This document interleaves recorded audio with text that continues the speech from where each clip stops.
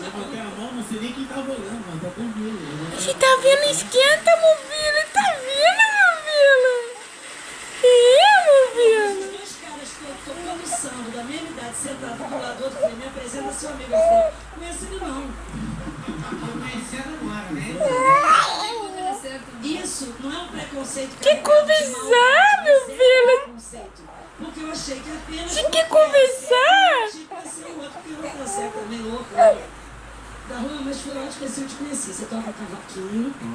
Coisa mais bonita. Cadê a coisa bonita da vovó? Vovó, quer conversar, vovó? Que